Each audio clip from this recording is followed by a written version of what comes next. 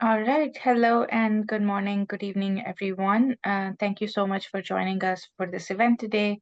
My name is Zunaira Ali, and I am part of the Making Sense International team here in Washington, D.C. I'm so glad to have you all here join us. So please feel free to introduce yourself in the chat. Introduce with your name, where you're from, and if you're interested in what part of the world you're working in. To get started, I will start with the introduction of YouthLead. The program was launched in 2018 under the USAID-funded project Youth Power Learning. YouthLead.org is designed for young change makers who are making a positive impact in their community through service, activism, advocacy, education, and entrepreneurship. Our YouthLead ambassadors, they run through a program that is an 18-month professional development and leadership opportunity for young change makers who have a proven track record in mobilizing other young people to have a positive impact in their community. One of those youth lead ambassadors is Khadija Kalam from Bangladesh, who will be talking about breaking the stigma of adolescent mental health specific to the context of Bangladesh. So I will hand it over to Khadija and we will get started with that. And if you have questions along the way, you can just put them in the chat. Over to you, Khadija. Thank you so much, Zunaira. And good morning and good evening, everyone. Hoping you all are having a good day. So I'm Khadija Kalam. I'm currently working as a social and behavior change communication officer at SRHR, Bangladesh, and also the YouthLead ambassador of Cohort 4. So my topic of today's presentation was breaking the stigma of adolescent mental health in Bangladesh. So before jumping to the next slide, I would like to share why I have chose this topic. So I hope you all also can be able to connect to me. During my childhood, we all have faced to some extent or once in our life any of the mental health issues, I guess. So when I was in my adolescent period, I was blessed to have a very well physical growth according to my age at that time. So I used to be bullied by my classmates or other community people. And it really affected me so much that I had a fear of connecting to people or communicating with them for a very long time. So however, I have dealt with this situation with time and cope up and also learn how to overcome from this. So I think you all also have some issues or also have faced something in your life as well, which has affected your mental health. So you can also write that in the chat box, that how you can connect to this topic as well, or also you have experienced something from other people's life as well.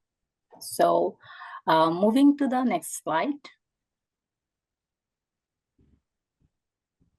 So as Noral already have instructed this, so today's agenda that we are going to introducing adolescents who are and also the context of mental health in our country, in Bangladesh, and also the connection between mental health and sexual and reproductive health, and my YouthLead project initiative, as well as the scope of sustainability.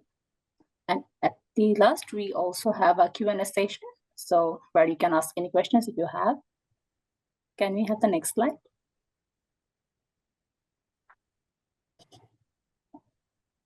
So as I was sharing that why I have chosen this topic, because it was very connected to me personally.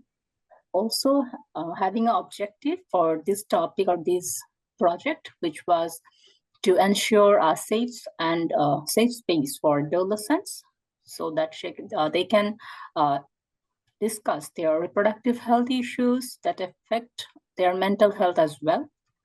So with this objective, we tried to implement this project, and let's see what was the project about and how we have implemented it. So moving to the next slide. So who are adolescents? I hope we all already know, but here I have shared that according to the World Health Organization, and as well as in our country and Bangladesh, we also consider the people of who are between the age of 10 to 19 years old considered as adolescents, which is also a transitional period of a human's life that includes rapid physical, cognitive, and psychosocial growth as well. But you may have questioned, like, why have I chose adolescence, having all the other phases of human life? So moving to these, the next slide. So here's the reason that why I have chosen adolescence for my project. As you can see, in Bangladesh, 16% to 18% of adolescents suffer from different mental health changes. And also there are some other mental health issues they suffer from. So this is the reason that I believe, and I think that this topic should be chosen for my project. So moving to the next slide.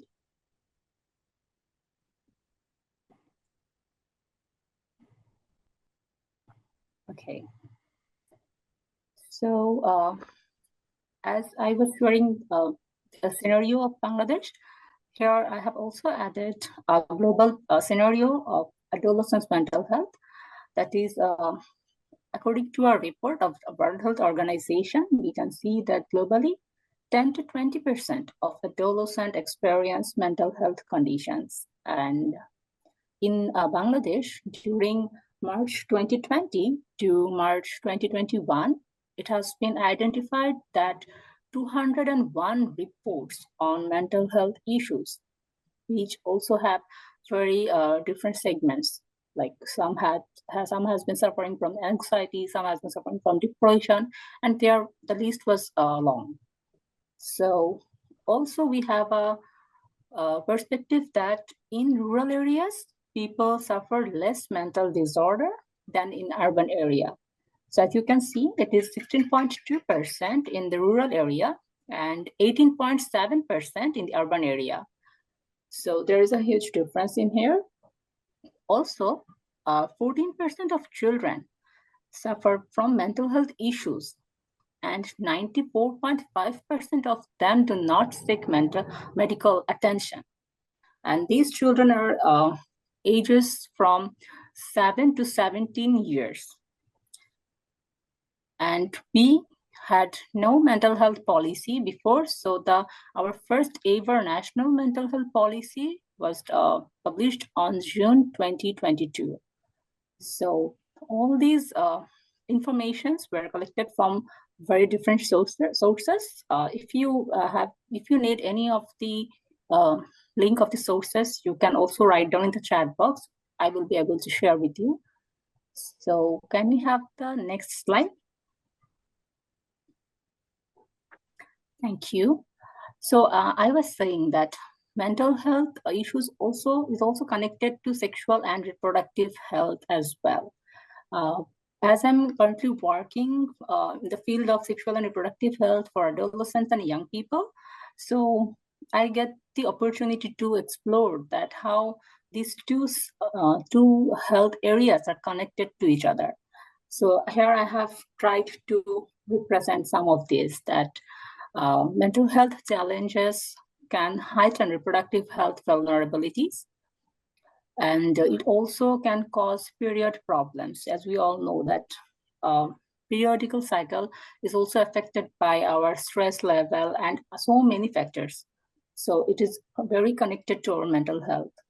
And also the pubertal change that every adolescent, I guess, very afraid of, and mostly in our country, that adolescents don't get the opportunity to know about these changes before they arrive or before they happens. So it's very it causes very stress for them, that what is happening to my body and how to deal with it and how to accept it. Is it a good thing or is it not good for my health? So it really increases stress among the adolescents. And also the physical and psychological changes that happens during this period. They affect making decisions in their life in every spheres or in every sector. Can we have the next slide?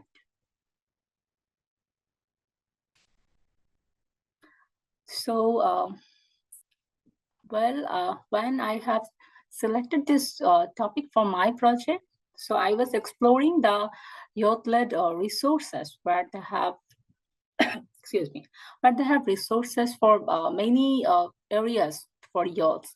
So I was hoping that I will find something that will be very helpful for my project as well. And here I got the got connected to the mental health factories where I get really some valuable informations which I can which helped me to explore these area so that I can have really increase my knowledge as well as connect with my project as well. So you can also visit YouthLead and Youth Power websites and the resources, and I believe you will really find something connecting to your interest and your sector of work. So moving to the next slide. So how I have started my journey. So here, this is a very lovely picture of me and one of my another colleague who we were working at the field level to form groups, adolescent groups of 10 to 15 members for each group. So as I was sharing that I'm currently working at SRHR. So for my work of sexual and reproductive health, we had to form groups of adolescents to discuss with them about these topics. So I tried to utilize that scope so that I can reach out to more adolescents for my YouthLead project. So besides discussing the sexual and reproductive health issues, I get to know that they are also suffering from mental health issues. That is, they're stressed, or they're like having so many questions, or they're not being able to making decisions or understanding their changes. So this is how we used to do field visits to form groups of adolescents from different areas. So we used to randomly go and ask them if they are interested about talking about these topics or to join a group of such adolescents. There can be a group of friends, or there can be new people who they can meet and be introduced with. So this is how we used to do the field works and to form the groups of adolescents. Moving to the next slide.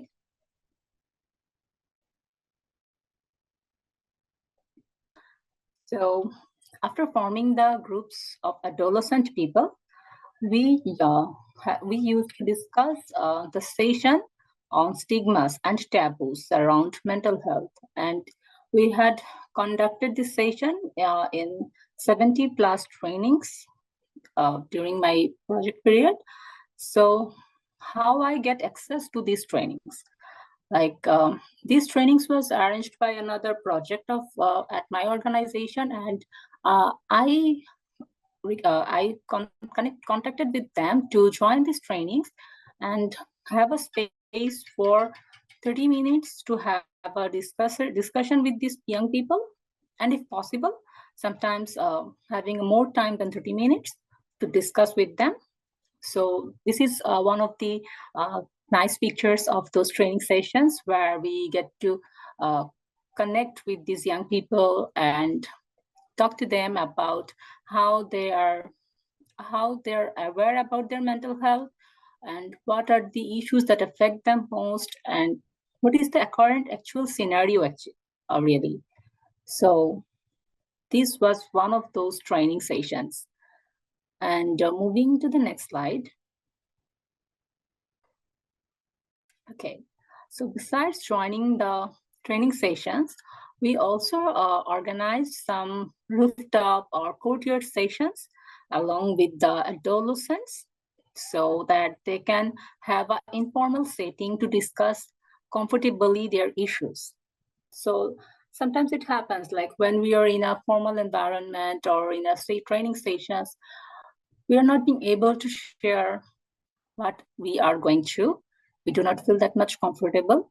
So it hit my mind that we can, if it's possible, we can also arrange some rooftop or courtyard sessions as well. So if, from my experience of last projects during my work experience, so I know that as I live in the capital of Bangladesh, so it's very it's really possible to arrange courtyard sessions. So we try to use the rooftops to arrange such sessions, so which can be an alternative to the courtyard sessions. So that we had organized such sessions almost, I would say 30 plus sessions we have organized in such way. So where both the male and female adolescents joined, mostly our groups of friends, so that they are very comfortable in that environment and talked about their issues, how their relationships with the parents are, how comfortable they are to share their changes with their parents, and how they seek their attention. Also, where do they visit to if they need any services or information, and if it's accessible to them as or not. So moving to the next slide. Okay, so not only with adolescents, so we also had organized sessions with the parents, teachers, and community influential members, because while I was implementing this project, I realized that discussing only with the adolescents will not help me to bring impact or slight change in the community, because I get to know that what adolescents need and where are they facing challenges. So I realized that it is very much needed, the support of the parents, teachers, and also the community's influential members. So we also organize sessions with them so that they can also realize that how they can develop a friendly bonding with their children or with the adolescents of their community, and where they can visit to seek help. Like it can be physical, these help can be for physical changes or any psychosocial changes. So where they can go and how they can seek help from the professionals. So moving to the next slide.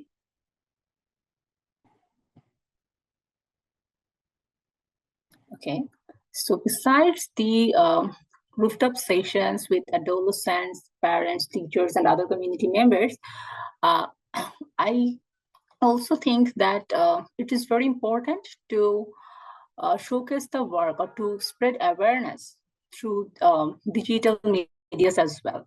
So as at my organization, SRHR, we have a website. So I believe that we can utilize this as well. So we opened a segment for our mental health care, where we share the social media posts that we develop for different mental health campaign.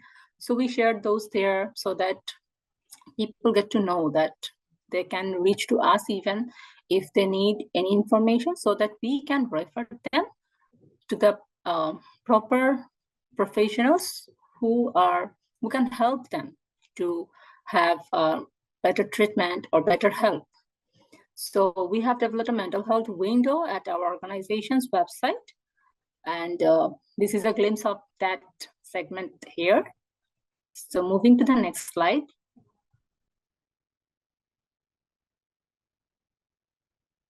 Okay, so while I was doing this project, it crossed my mind that how we can sustain this, or what are the areas that needs to improve, so that these project or these area can develop more for betterment or for betterment of adolescents around the country. So I have found two areas that where we can put more emphasis, put more effort to develop. That is in our country, in the national budget of Bangladesh, the budget for mental health is only 0.5% of the total healthcare budget. So it's very low according to the total healthcare budget compared to the mental health. So I believe that there is a very strong scope for advocacy for increasing budget allocation for mental health care as well. We have in our country almost 1,200 plus government-run adolescent-friendly healthcare centers. So it could be a very great options for adolescents if we can integrate youth at the adolescent-friendly health corner to improve the mental health-focused services. So these two areas, I believe, has scopes for advocacy to develop a great mental health of the adolescents. So we have a very end of the this presentation. Moving to the next slide. Okay, so here I want to conclude this presentation with a quote that nobody is abnormal and we are all part of the rich tapestry of human diversity. So having this belief in my mind, I want to conclude my presentation here and moving towards to Zunaira and also the participants if you have any questions. Thank you.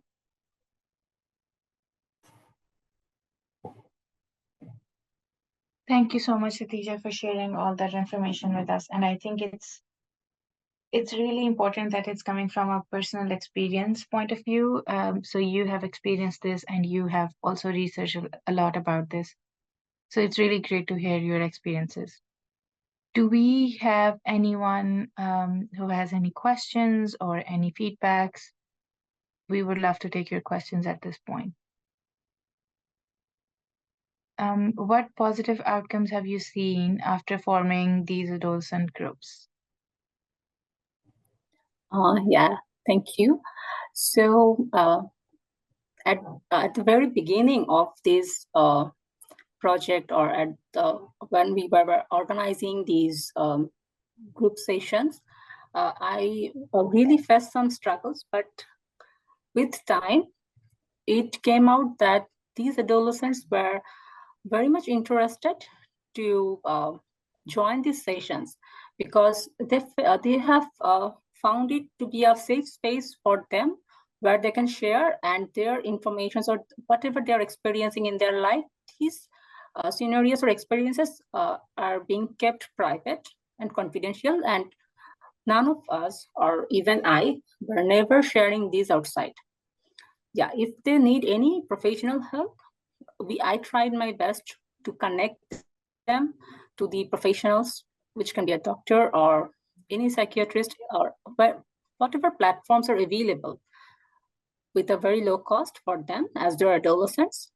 So it really helped them to realize that these platform is very helpful for them. So this was a positive impact that I received from this project.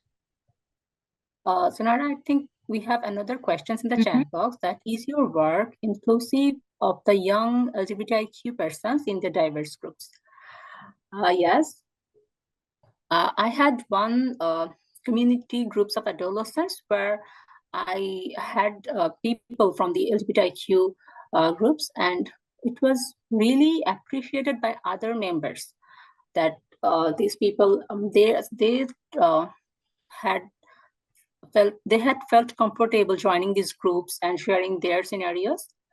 I think we need to work more on for these people so that they can really access to more groups and more opportunities to share their experiences and seek help as well. Thank you for your questions. That is great to hear. Does anyone have any other questions or feedback that they would like to share with Khadija or ask her?